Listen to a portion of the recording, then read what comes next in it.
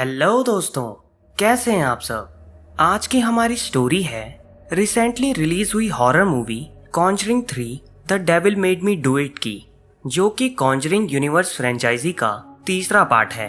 तो चलिए बढ़ते हैं स्टोरी की तरफ। ये कहानी शुरू होती है 1981 ब्रुकफील्ड कनेक्टिकट से, जब यहाँ रहने वाली ग्लैडजल फैमिली के घर में हमें कुछ लोग दिखाई देते हैं, जिसमें हमें एड और लॉरेन नाम के दो पैरानॉर्मल इन्वेस्टिगेटर दिखते हैं, जो कि ग्लैडजल फैमिली में रहने वाले 8 साल के लड़के डेविड ग्लैडजल का एक्सॉर्सिज्म डॉक्यूमेंट करने आए हुए होते हैं। वहाँ डेविड के पिता, माँ, उसकी बहन डेबी और उसका बॉयफ्रेंड आर्ने जॉनसन भी मौजूद था। और ये एक्सॉर्सिज्म फादर गॉर्डन नाम के एक व्यक्ति करने वाले थे। फादर गॉर्डन को वहाँ पहुँचने में थोड़ी देर हो जाती है, जिस वजह से वो लोग डेविड को उसके कमरे में सुला देते हैं। जिसके कुछ देर बाद ही फादर गॉर्डन वहां पहुंच जाते हैं। लेकिन डेविड जब अपने रूम में सो रहा होता है तो कोई उसके दरवाजे पर जोर जोर से नॉक करने लगता है, जिसकी वजह से वो डरकर बाथरूम में छुप जाता है। तभी उसे बाथटब के ऊपर किसी के हाथ दिखाई देते हैं और अचानक से नलके से खून आने लगता है, जिससे डेविड जोर से चिल्ला देता है। उसकी आवाज सुनकर सभी लोग उसके रूम में आ जाते हैं और वो देखते हैं कि डेविड डीमन से पोजेस्ड हो चुका है और वो अपने डैड पर हमला कर देता है। जिसके बाद एड डेविड को उठाकर नीचे ले जाता है और वो फादर गॉर्डन को वहीं पर एक्सॉर्सिज्म करने के लिए कहता है। वो लोग डेविड को एक टेबल पर लेटाकर उसके हाथ पैर पकड़ लेते हैं। फादर गॉर्डन एक्सॉर्सिज्म शुरू करते हैं। एक्सॉर्सिज्म के दौरान सभी लोगों की तरह लॉरेन ने भी डेविड का हाथ पकड़ा हुआ था, जिसे कुछ अजीब से विजन्स आ रहे थे। तभी पूरे घर में तेज हवाएं चलने लगती है और वहां रखा सामान उड़कर उनकी तरफ आता है और फादर गॉर्डन के सर पर चोट लग जाती है, जिसकी वजह से एक्सॉर्सिज्म का प्रोसेस रुक जाता है। लेकिन एड बाइबल उठाकर खुद ही उसके वर्सेस पढ़ने लगता है। इसी बीच डेविड सभी के हाथों से छूट जाता है और वो सीधा एड पर हमला कर देता है। उसी समय डेबी का बॉयफ्रेंड आर्ने उस डीमन को डेविड की जगह उसे पोजेस करने को कहता है, जिसके बाद धीरे धीरे डेविड का पोजेशन खत्म हो जाता है और वो डीमन आर्ने के अंदर घुस जाता है। इस घटना के बाद वहाँ सब कुछ नॉर्मल हो जाता है, लेकिन एड को हॉस्पिटल में एडमिट करना पड़ता है क्योंकि उसे मेजर हार्ट अटैक आया था। लेकिन ट्रीटमेंट के बाद वो ठीक हो जाता है। एक दिन जब आर्ने डेविड के घर में होता है तो उसे एक अनजान औरत दिखाई देती है और वो उसका मुंह पकड़ लेती है और फिर अचानक से गायब हो जाती है, जिसे देखकर आर्ने बहुत डर जाता है। अगले दिन भी आर्ने जब अपने काम पर गया होता है तो खिड़की में उसे उसी औरत की झलक दिखाई देती है। जब वो घर वापस लौटता है तो उसका मकान मालिक उसे साथ में ड्रिंक करने को कहता है। दूसरी तरफ एड लॉरेन को बताता है कि उस डीमन ने अब आर्ने को पोजेस कर लिया है।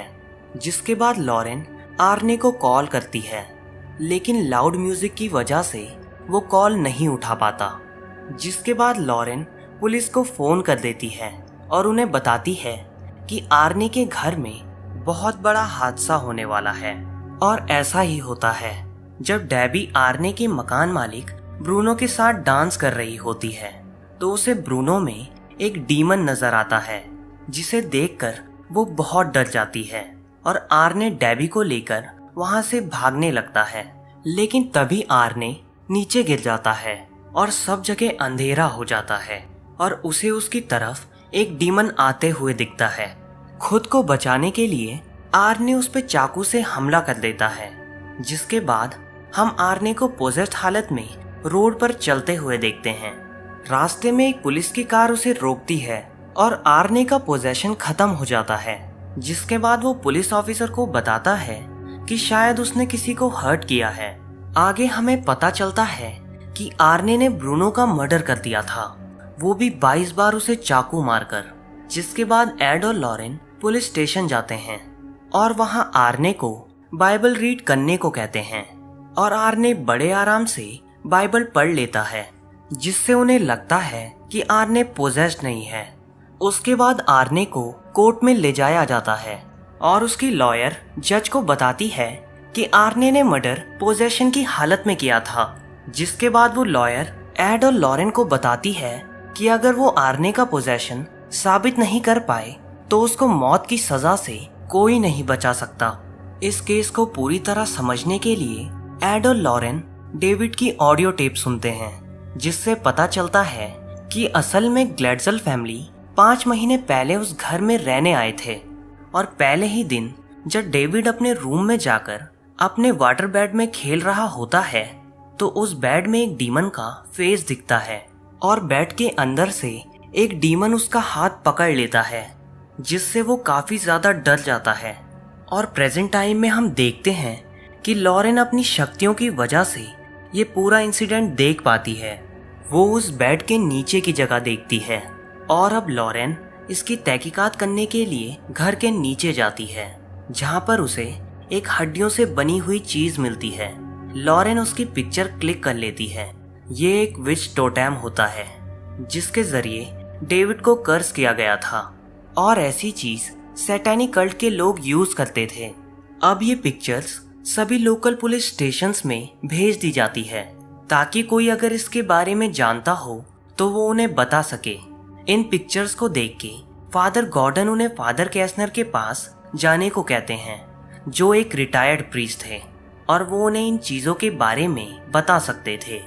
एड और लॉरेन फादर कैसनर को मिलने जाते हैं, जो उन्हें बताते हैं कि ये काम सैटेनिक कल्ट के लोगों का ही है।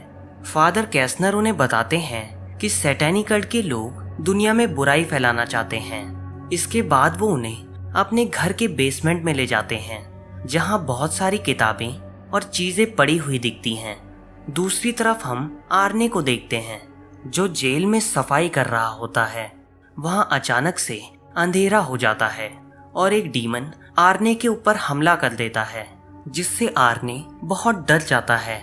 ये सब उस रिचुअल का ही असर होता है, जो कि फिर से आर्ने पर किया जा रहा था।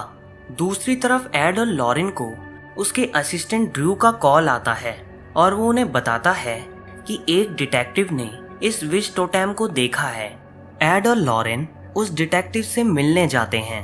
वो उन्हें बताता है कि जेसिका और केटी नाम के 2 लोग थे, जिसमें जेसिका ने जंगल में जाकर केटी पर 22 बार चाकू से वार करके उसे मार डाला था और उसके बाद से जेसिका का अभी तक कुछ पता नहीं चला है।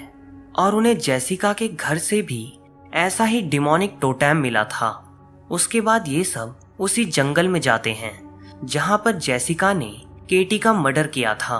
वहां जाकर लॉरेन उन सब चीजों को फील कर पाती है जो उस रात जंगल में हुई थी। लॉरेन खुद को जेसिका की जगह फील करती है और केटी को मारने के बाद वो भागने लगती है, जिस तरह जेसिका भागी थी, क्योंकि मर्डर करने के बाद उसे ये रियलाइज हो गया था कि उसने ये क्या गुनाह कर दिया है। अब लॉरेन भागते हुए माउंटेन के एंड में पहुंच जाती है। वो पानी में गिरने ही वाली होती है, पर एड उसे रोक लेता है। लेकिन तभी एक डीमन लॉरेन का पैर खींच लेता है और वो नीचे गिरने लगती है, लेकिन एड उसे किसी तरह से बचा लेता है, जिससे कि उन्हें पता चल जाता है कि जेसिका की बॉडी पानी में है और उस दिन उसकी भी मौत हो गई थी।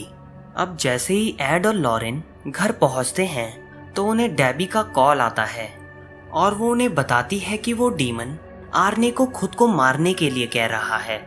जिसके बाद एड उसे चैपलिन में फादर न्यूमन से हेल्प मांगने के लिए कहता है। फादर न्यूमन आर्ने को होली वाटर बॉटल देते हैं, जिसकी हेल्प से वो अपनी जान बचा सके। जिसके बाद लॉरेन एड को बताती है कि ग्लेडजल फैमिली के घर में एक्सॉर्सिज्म वाले दिन जब उसने डेविड का हाथ पकड़ा था तो उसे कुछ विजुअल्स दिखाई दिए थे, जिससे वो उस पर्सन से कनेक्ट कर सकती थी जो कि ये सब कर रहा है। जिसके बाद वो एक फ्यूनरल होम में जाते हैं जहां पर जेसिका की बॉडी रखी हुई थी और जेसिका की बॉडी की मदद से लॉरेन उस पोजेशन को दोबारा फील करना चाहती थी ताकि वो इन सब को रोक पाए और उन्हें पता चल सके कि इस सब के पीछे कौन है। जब लॉरेन जेसिका का हाथ पकड़ती है तो उसे ऐसा लगता है कि जैसे वो उसी जगह पहुंच चुकी है जहां से वो इंसान ये सब कर रहा था। वो देखती है कि वो रिचुअल फिर से करवाया जा रहा था। उसकी वजह से आर्ने होली वाटर से बने सर्कल के अंदर बैठा होता है। वो उसी बॉटल को तोड़कर उसके कांच से अपना हाथ काट लेता है और ये सब उससे वही लेडी करवा रही होती है जो इस सब के पीछे थी। पर वक्त रहते ही लॉरेन उसे रोक लेती है, जिससे आर्ने को ज्यादा चोट नहीं आती। और लॉरेन कहती है कि ये कनेक्शन दोनों तरफ से काम करता है और इस वजह से वो औरत लॉरेन को देख सकती थी। जिसके बाद अचानक से फ्यूनरल होम की लाइट बंद हो जाती है। जैसे ही एड लाइट ऑन करता है, वहां रखी एक डेड बॉडी जिंदा हो जाती है और वो लॉरेन की तरफ हमला करने को आगे बढ़ती है। पर सही समय पर एड लॉरेन का हाथ उस डेड बॉडी से हटा देता है, जिसकी वजह से वो कनेक्शन टूट जाता है और वो डेड बॉडी नीचे गिर जाती है। और वो लोग जब घर पहुंचते हैं तो ड्रू ने एक बुक दिखाता है जिसमें उस कर्स के बारे में लिखा हुआ होता है, जिससे उन्हें ये पता चलता है कि अगर उस टॉटरम को डिस्ट्रॉय कर दिया जाए जहां से ये रिचुअल किया जा रहा है तो ये कर्स खत्म हो सकता है। फिर एड लॉरेन को कहता है कि वो उस जगह को विजन करके बताए कि वो कैसी दिखती है।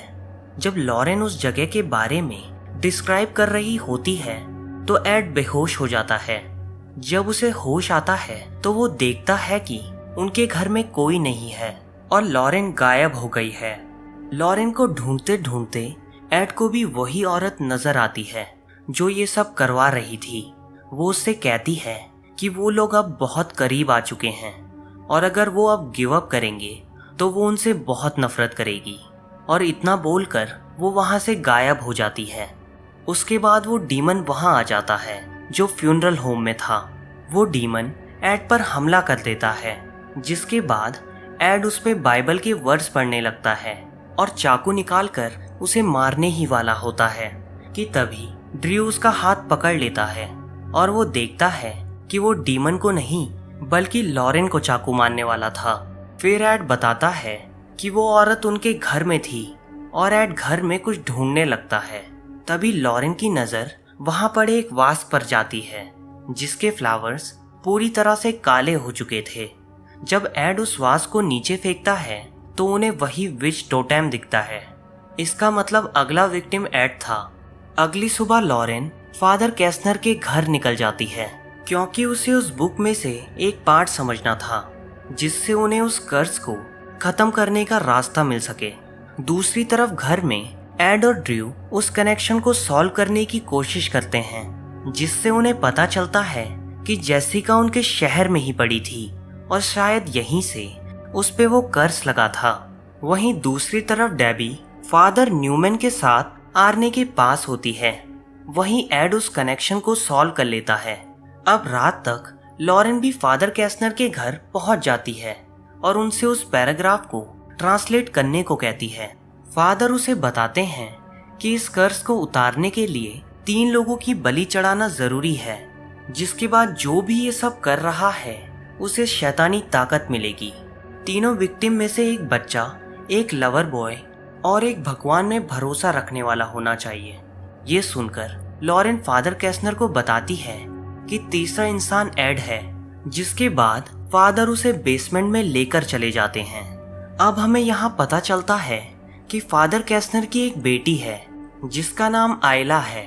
उनकी वाइफ आयला को जन्म देते हुए मर गई थी और चर्च को उनके बारे में पता न चले इसलिए उन्होंने आयला को अपने घर में नहीं रखा।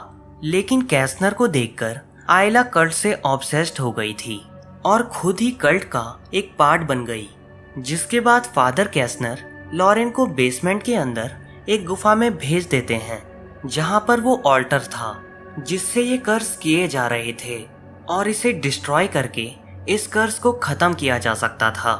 अब फादर कैस्नर के घर पर आयला आ जाती है और उनका गला काट कर उन्हें मार देती है और फिर लॉरेन के पीछे उस गुफा में चली जाती है। गुफा में लॉरेन ऑल्टर को तोड़ने की कोशिश करती है लेकिन वो उसे तोड़ नहीं पाती और उसी दौरान वहां पर आयला आ जाती है। वो लॉरेन को पकड़कर चाकू से मारने की कोशिश करती है और उसे उसकी आंखों में देखने के लिए कहती है, लेकिन लॉरेन किसी तरह से उसे एक पत्थर से मारकर वहां से भागने लगती है। उसी दौरान एड भी उस टनल के अंदर पहुंच जाता है, पर आयला उसकी आंखों में कुछ डाल देती है जिससे वो पोजेस्ड हो जाता है। अब आयला उस ऑल्टर पर जाकर फिर से रिचुअल शुरू कर देती है, जिससे आर्ने पोजेस होने लगता है। आर्ने इतनी जोर से चिल्लाता है कि वहां के सारे शीशे टूट जाते हैं। दूसरी तरफ हम एड को देखते हैं, जो पोजेस्ड हालत में लॉरेन पर हमला करने लगता है। आर्ने अब किसी तरह से हथकड़ियों को हाथ से छुड़ाकर हवा में उड़ने लगता है और एक कांच के टुकड़े से खुद को मारने ही वाला होता है, लेकिन डेबी उसका हाथ पकड़ लेती है और कहती है कि वो उससे बहुत प्यार करती है। उसी दौरान लॉरेन भी एड को अपना प्यार याद दिलाने की कोशिश करती है, जिससे एड को उनकी पहली मुलाकात याद आ जाती है और एड उस पोजेस्ड हालत से बाहर निकलकर उस ऑल्टर को तोड़ देता है, जिससे आर्ने का कर्ज भी खत्म हो जाता है और वो दोनों ठीक हो जाते हैं। तभी लॉरेन के सामने आयला आती है, जिसकी पूरी शरीर की हड्डियां बुरी तरह से टूटने लगती है, क्योंकि एड ने उस ऑल्टर को तोड़कर उसका भी कर्ज खत्म कर दिया था। लेकिन आयला ने उस डीमन को एक इंसान की बलि देने का वादा किया था, जिसे वो पूरा नहीं कर पाई। तो इसके बदले डीमन उसकी सोल ले जाता है, जिसके बाद एड और लॉरेन वहां से बाहर निकल जाते हैं और एड की तबीयत खराब होने लगती है, क्योंकि वो अपनी दवाई घर में ही भूल गया था। लेकिन तभी लॉरेन अपने लॉकेट में से दवाई निकालकर एड को देती है। मूवी के एंड में हमें पता चलता है कि आर्ने को उस क्राइम के लिए 5 साल की जेल हुई थी और उसने जेल में ही डेबी से शादी की, जिसके बाद ये मूवी एंड हो जाती है।